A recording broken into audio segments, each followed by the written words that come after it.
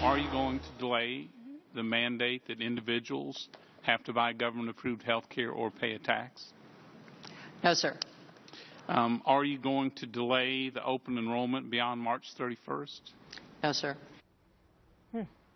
Health and Human Services Secretary Kathleen Sebelius promising that we won't see any delays when it comes to Obamacare's individual mandate that says you must get health insurance by March 31st or face a fine. But now we're learning that some people are experiencing something different from that. Sebelius also admitted that premiums under the health care law will continue to rise next year. Here's what she said about that. I think premiums are likely to go up, but go up at a smaller pace than what we've seen since 2010. All right. Republican Congressman Kevin Brady of Texas is a senior member of the House Ways and Means Committee, the House Committee, and chairman of the Health Subcommittee, I should say. Good to have you here, Congressman. Good morning to you. Welcome. Good morning, Martha. Thanks. So, you know, this seems to be at odds with what we're hearing in terms of the individual mandate, because when you dig into the bill, there is a clause that basically says that if you lost your plan and if you can't find another plan that is affordable to you, you're kind of off the hook for as much as 3 years, right? Yeah, it really is. Well, one, we always have to take Secretary Sebelius' words with a grain of salt. A year ago, I asked her the exact same questions about would there be any more delays. She said absolutely not. And, of course, there's been 8 major delays since then.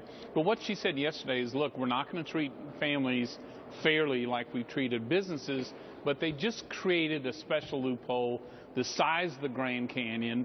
It's driven by the November elections, and basically it says, look, if I've been kicked off my plan and Obamacare is too expensive, I have a loophole. I have an exemption, and they don't talk about it much, but the end result is a lot of people are not going to pay that tax. They're going to avoid the pain before the November election. I think that's their goal. I mean, why not answer yes to that question then in the hearing yesterday? Yeah, I think at this point, you know, they're watching these elections. They're watching Senate to Democrats struggling to try to stay in office. I think they're looking for anything they can do to give themselves a break without actually delaying that mandate on families. That's my only guess. So you're saying that politically they are trying to make it seem as though the bill is holding together in the public face of the bill, and yet they want to make sure that they don't have too many disgruntled voters when it comes election time who just lost their plan or have to pay a fine? That's what I see. Look, this isn't a workable health care law. It's not workable for businesses, certainly not for families. They don't want to admit that and to retrench, so they're finding loopholes that allow them to, they think, to keep some voters on their side, but I just don't think it works. Back home, across the country, people know how damaging this new health care law is. You know, I mean, you all, the Republicans wanted to delay this for a year during the debt ceiling discussion, and we're basically told that that would be cruel, that you can't deny people this health care program, it's too good for them, and that would be awful. Now, your thoughts on that, and then also this suggestion that Republicans have made that they should delay the individual mandate for 5 years.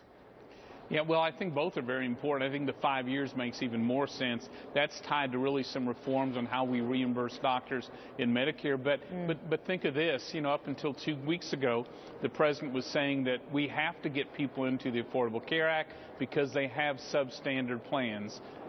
2 weeks ago, they changed their mind and said, you know, you can keep that substandard plan. We don't have a problem with it. Again, I think driven by the November elections. All right, Congressman Brady, thank you very much. Good to have you here today, Thanks, sir. Martha. Thank you.